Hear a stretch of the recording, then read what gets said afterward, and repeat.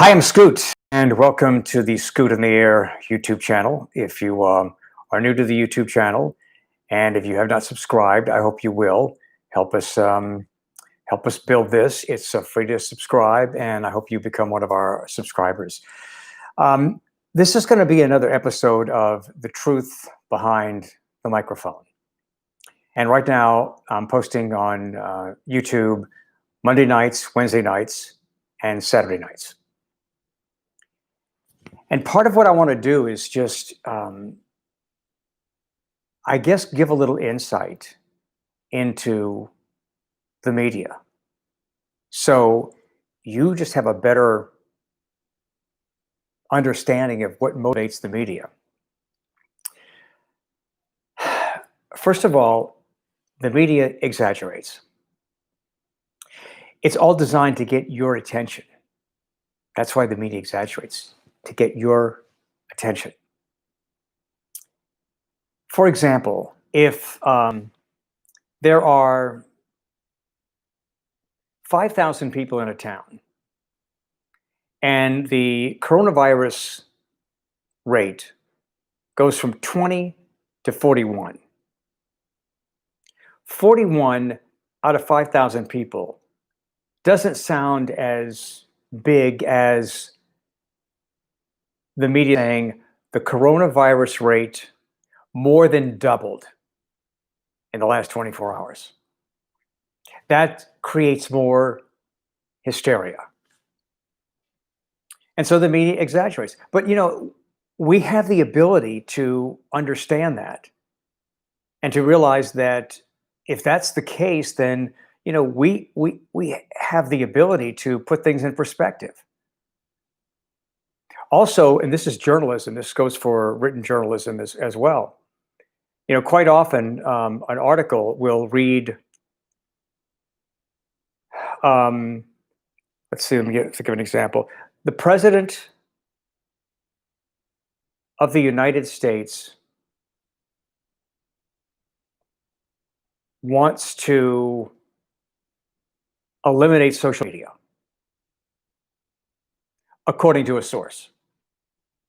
Now, it's interesting because the president really might kind of want to eliminate social media. Look, here's the other farce here. There has been this impression of the liberal media for all these years. But since the late 80s, there has been a rise in conservative media. And while there's Fox News and there's MSNBC and CNN, Fox News, with all of the other websites, internet sites, YouTube, with all of this, and talk radio, which is dominated by conservative talk show hosts, there's a pretty even voice out there. But conservatives still want to paint themselves as the victims. Poor us. We don't have representation. Yeah, you do have representation. So at this point, let's just, get over it. And no matter what goes wrong with pointing out that, say, the president did something wrong. Yeah, well, there's the liberal media, so, we have to stand up for the... Look, trust me. There's an even balance out there. And when you combine Fox News, when you combine CNN and MSNBC, their ratings have been close. I haven't checked it in the last couple of months. But when you combine CNN and MSNBC together, their ratings are about, sometimes greater than, the Fox News channel. The point is that there are as many people who don't watch Fox as are watching Fox. If President Trump didn't win re-election and he starts his own network, Trump TV, that's going to take away from Fox News. If there was another big conservative news channel out there, it would take away from Fox News. So, don't be deceived by the ratings. And just be aware of the fact that, the media is going to sensationalize things to get your attention. It's not that they're lying. I mean, so look, sometimes the media does lie. And if those lies are not corrected, then that's fake news. President Trump right now is very upset with Twitter because Twitter flagged him. Twitter fact-checked his 2 tweets that erroneously paint mail-in ballots as inherently fraudulent, and they're not. And I've lived in and voted in 3 of the 5 states that have mail-in ballots. I think it's 5 now. I've lived in 3 of those states. There is no evidence that points to mail-in ballots being inherently false or fraudulent. I talked to Republican Senator John Kennedy on my radio show on WWL in New Orleans today, and he echoed my opinion that mail-in votes are not inherently fraudulent. It doesn't mean there hasn't been voter fraud, because there has been voter fraud. There have always been cases of voter fraud. Years ago, there was a terrible case of voter fraud in Chicago. In 2018, there was voter fraud in North Carolina. And it was because a Republican congressman was trying to fix the election. He got caught, and he was arrested and charged. So there is voter fraud, but there is not support for this idea that voter fraud is so prevalent that it sways elections. This is not a new conversation. And for those who say, well, you know, who's fact-checking Twitter? Let's just take this one incident, for example. Mail-in ballots being fraudulent. There's no evidence to support that. It doesn't mean that there haven't been fraudulent cases, but there's no evidence to support the idea that overall mail-in voting, mail-in ballots are fraudulent. And so President Trump was fact-checked on that. And so what Twitter did was offer articles that contradict what the president said. President Trump is not used to being challenged. And he was challenged here. And so now he's talking about using the government to possibly shut down Twitter and maybe other social media, claiming that he's being censored. I don't see how you can claim censorship when we're talking about misrepresentation of facts. And by the way, this is a conversation about voter fraud. This has gone on since President Trump became president in 2016, 2017, he actually became president. This goes back that far because the president's excuse for not winning the popular vote, and he couldn't stand the idea that he didn't win the popular vote. He won the election. He won the election fair and square, but wasn't happy with that. Lost the popular vote to Hillary Clinton. He didn't like that. So he claimed voter fraud. There were even Republicans who were Secretary of States in states that said the president's claim is false. So where is the evidence that voter fraud is to blame? And so what happened on my radio show today was, by talking about this in an honest way, you know, look, I'm a radical moderate. I'm registered independent. I don't see party lines like so many people do. And if I criticize the president because of his behavior, or because of what he says, or because of whatever comes out of his mouth is wrong, it's not because I'm bashing him because he's a damn Republican or a conservative. I voted for Republicans and conservatives in my life. I vote for the best candidate. I'm not part of a political tribe. So the president's claiming censorship. Well, it's not censorship if you're talking about facts. And the president has also talked about how this is the This is the liberal media and Twitter trying to meddle in the 2020 election. A really serious charge. But is that true? I don't know. I don't think so. Is Twitter more liberal than conservative? It appears that's the case.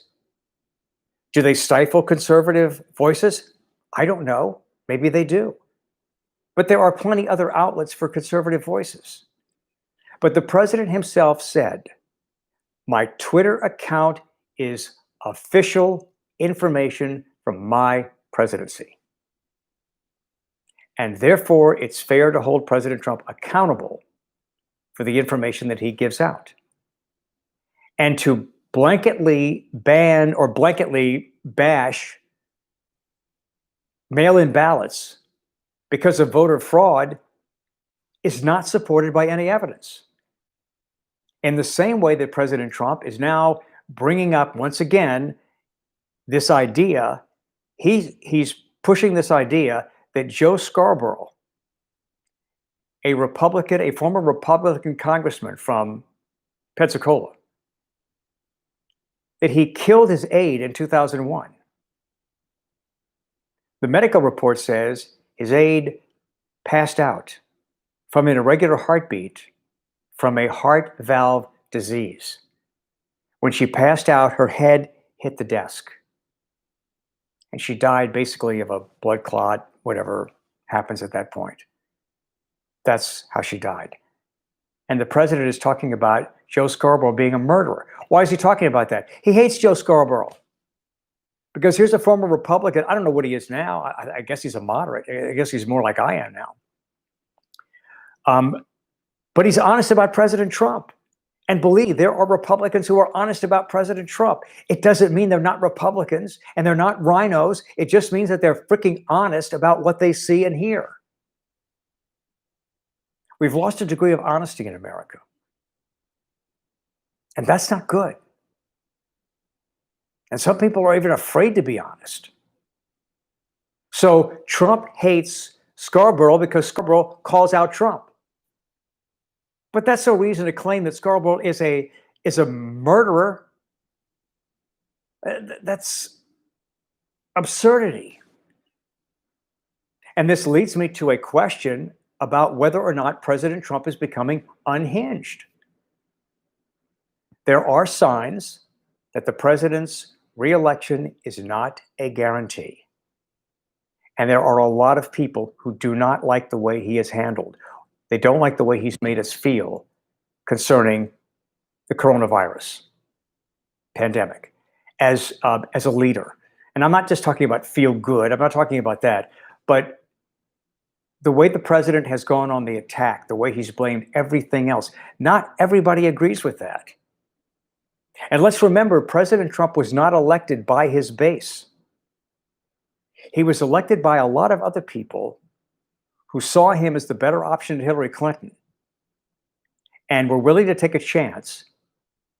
And they saw him, even though he said some really very conservative sounding things, he represented change. He represented a more moderate image than Hillary Clinton. And that's how he won the presidency. And he won fair and square. So if President Trump continues to, we're getting close to the election, and he continues to cater and pander to his base is not big enough to reelect him. It's the other people. It's the moderate Republicans and the moderate Democrats that elected President Trump the first time. If he doesn't win them back, he's not going to win re-election. So the president, I don't know why he hasn't done it. The pandemic was a perfect opportunity to reach out and try to bring everybody together instead of playing to his base. We'll see what happens. Look, President Trump may win, but it's going to be because people beyond his base voted for him. And this has been the perfect opportunity to reach out, and he hasn't done that. Usually presidents' approval ratings go up during a crisis. President Trump has remained pretty much the same. And there's a Fox News poll showing 46% say that Joe Biden would be the best person to handle the pandemic. 37% say Donald Trump is the best person to handle the pandemic. And then there are some polls in key battleground states. So, look, just be aware that this is all a game, and the media plays the game too. Senator Kennedy on my show today was talking about how Twitter controls with algorithms. Twitter controls, like if you he mentioned me. He said if you Google Scoot WWL, then Google, not Twitter, Google controls what comes up first. And that may be true. But I don't know about you, but I don't necessarily jump on the first thing that I see. I don't assume that the first thing that I see when I Google something, that's the best source or that that's the most credible source.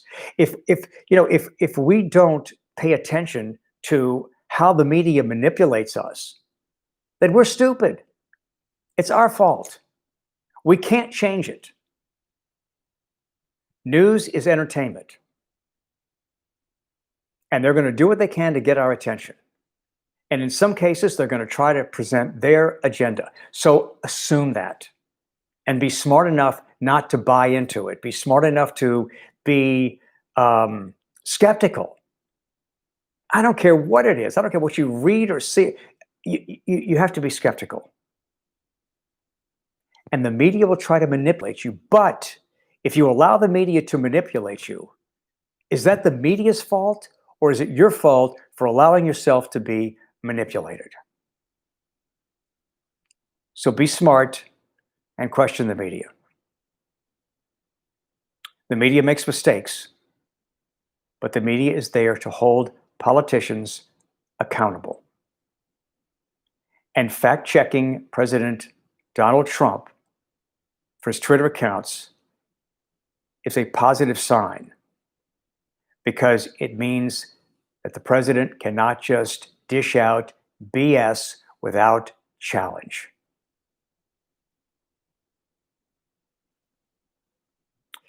Coming up on Saturday evening, I'll be back on YouTube.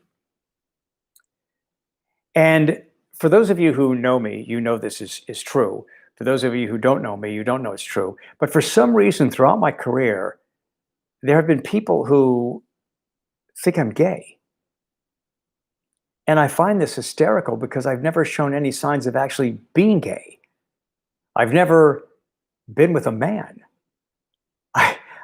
I've never even experimented with any of that. So why is it? I think there are some reasons, but they're really superficial and stupid. But I want to talk about some of the reasons why people may think I'm gay. And maybe it happens to you too. I mean, I'm not the only one. But it's so ridiculous to me why people might think somebody's gay when they're not. And we'll talk about that. Scoot in the Air YouTube channel, Saturday night. Thank you for being with me. I hope you have subscribed. If you haven't, please subscribe. And please turn your friends on to this. You know, it's free to subscribe, and we give you an alert when we do something new. And look, here's the only graphic I have right now. We're going to get graphics. You know, this is going to become more professional. This is going to be different than it is now, and you can be part of it by just starting with us here. Okay? So if you haven't subscribed, I hope you will, and I hope you will tell your friends. I'm Scoot. Thanks for being with me on the Scoot on the Air YouTube channel.